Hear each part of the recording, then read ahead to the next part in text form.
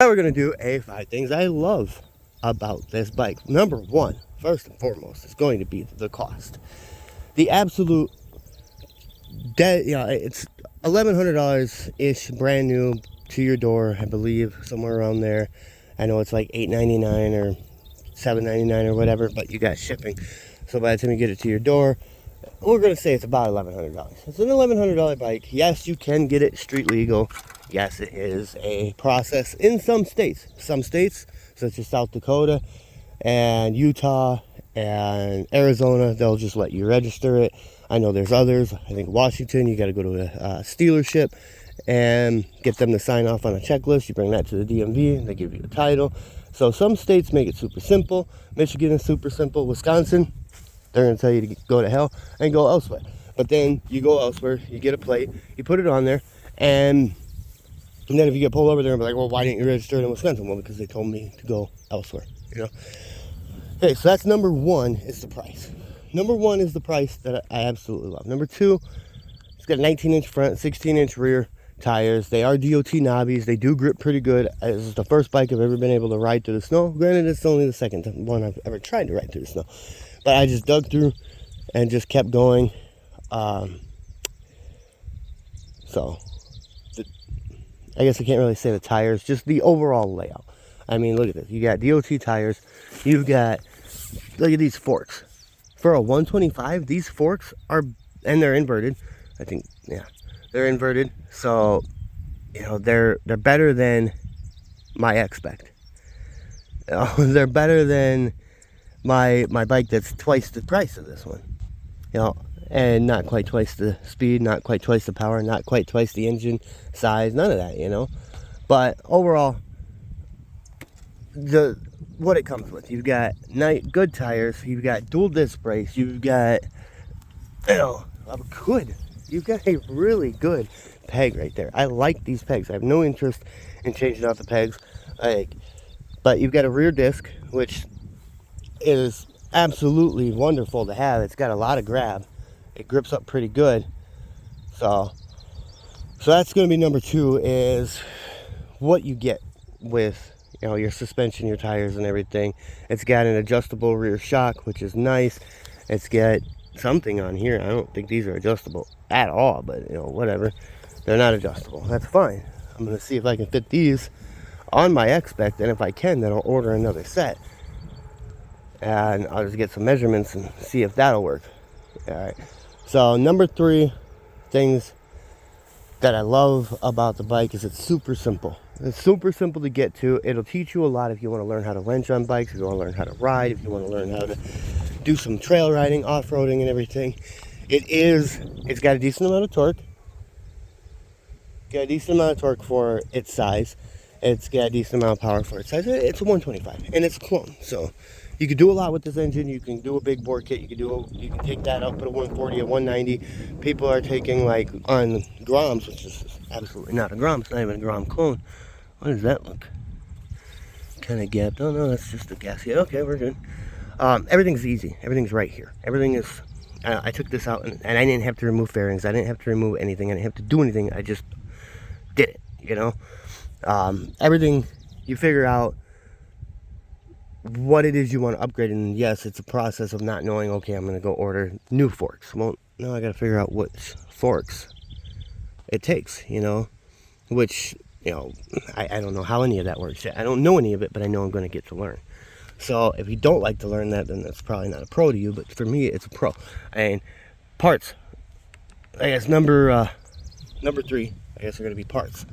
Parts are super cheap. These are like $10, you know, and I've replaced, this is my third attempt, second, I don't know.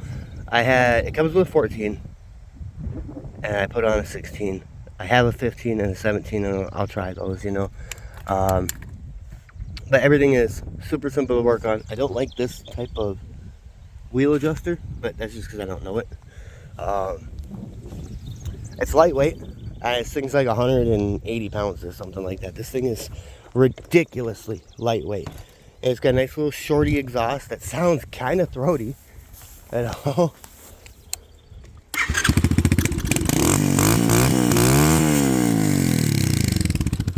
Kind of throaty, full LED lights front to back, LED headlight, tail light, and I replaced the tail light on this because, again, this is an adjustable shock, and I have it adjusted way down, which I need to bring it way up because I keep smashing everything back there, and I have smashed everything back there.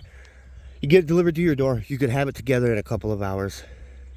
I don't know where I'm at on the list. ADHD kicked in. I don't know where the fuck I'm at. I'm going to say we're at number 4.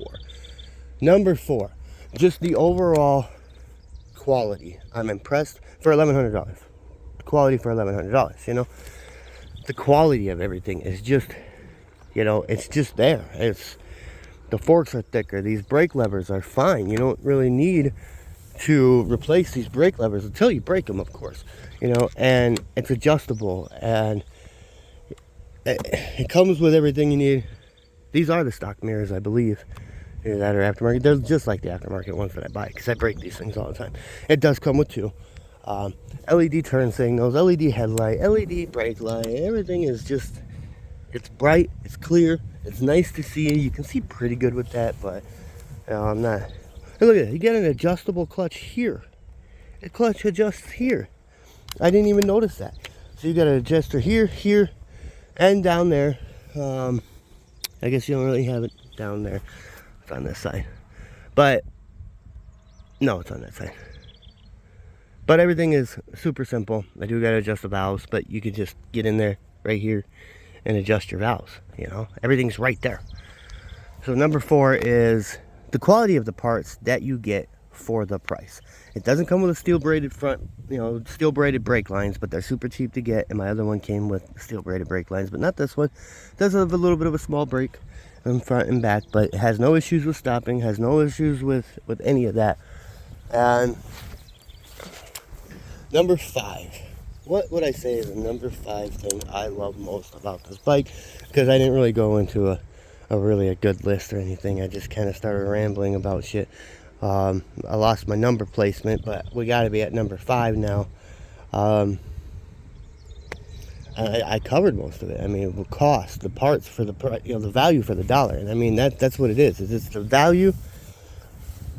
The best bang for your buck is this. You know, there's other things that are a great bang for your buck, but this is just ideal. I'm 5'9"-ish, 220 pounds, and it moves me along. I think I overdo the weight capacity on it by a little bit, but whatever. Easy to work on, super budget friendly. You could finance it. You could do all kinds of different ways to get into this thing. Number 5, I don't, fuel economy. It's got to be fuel economy, I guess. Number 5, fuel economy. I've ridden it a little bit, you know, and a lot of it's been just around this area. So you're going to get way worse fuel economy. It's idled a lot, everything like that. When I did ride it, I was definitely getting over 100 miles per gallon. I put over 100 miles on it, and I didn't even put a gallon in it. So fuel economy has got to be number 5. If you're using this just to commute around or whatever, just like around your town, back roads maybe, certain ones. I live on 55 mile per hour roads, so I don't highly recommend that. But at night when nobody's around, but then you gotta watch out for deer. But you know, when there's very little traffic, you're gonna be fine, especially on most of these back roads where cars slow down. You don't have to. It handles pretty good. You can take the corners really well. It leans, you know, you're not scraping anything, period. Versus like when I'm on my girlfriend's cruiser, on my girlfriend's cruiser, I mean, pegs are like that, and you're scraping. It's super maneuverable. I mean, you've got a good amount of turning, which is way more turning than my Rocket. So you're gonna be able to outmaneuver if you have the skills. You can outmaneuver, like you can outmaneuver me on my CBR on this thing. You know, if you're a good rider or a decent rider, better than me, which doesn't take a lot. But super cheap, super attainable, super easy to work on, super maneuverable. If you drop it, you don't care. You know, if you drop it, I mean, what's gonna break if you drop this bike? And if it does break, how much is it gonna cost you? Nothing. And then if you do drop it, I mean, what's it gonna take to pick it up? You just grab right here with one hand while holding a camera or phone with the other hand, and you just pick it up. You know, there's not any damage. There's not, you hit here, here, and here. That's what hit. So, this is kind of a top 5, I guess, but it's more of a, this is why I like this bike. Why this bike is good. It may or may not work for you. I don't know. But if you have $1,100 to spend, you can go with an older Japanese bike that you pick up on Marketplace or whatever and put a little bit of work into, and you got a great running bike. Or you can go with something like this, whatever works best for you. If you're absolutely against buying a Chinese brand, if you're absolutely against buying anything that's not name brand, absolutely a Japanese bike is going to outperform this. It's going to be better quality, better parts, better everything. But if you can't find one, Marketplace is a little goofy right now. Okay, it's more than a little goofy. But if you cannot find a good deal on a used bike, or you've got a bunch of buddies who ride around on mini bikes like Groms and Ruckuses, and you get the little mini bike rally going, you might be accepted. I don't know. I'm still looking for a couple Groms to do like a 0 to 60, do some drag races, do some off-roading. Obviously this is going to dominate the Grom off-road, no problem. Grom probably gonna take this on 0 to 60. I don't see why it wouldn't. Gonna take this in the top speed. I don't see why it wouldn't. It's got an extra gear on the newer ones. So, but I think a lot of the Grom engine parts will probably fit. Maybe we'll learn that in the future. I'm still deciding. I am gonna get more power out of this, that's for sure. I am gonna get better tires. I do kind of like a supermoto, out of it. Maybe instead of doing 17s, I'll just do a 16-inch front. And we'll run 16s, do a little supermoto type bike. You can do whatever you want with it. That's the thing. You can do whatever you want. It doesn't matter. It's cheap. Who cares? If you break it, parts are cheap. If you ruin something, parts are cheap. It doesn't matter. So I'm going to wrap it up with that, because I'm just going to start rambling and going on and on about things you can do and can't do. And that's different videos. I'm going to do a video on who this bike is for. And I'm going to do a video on why you shouldn't buy it. And a video on why you should.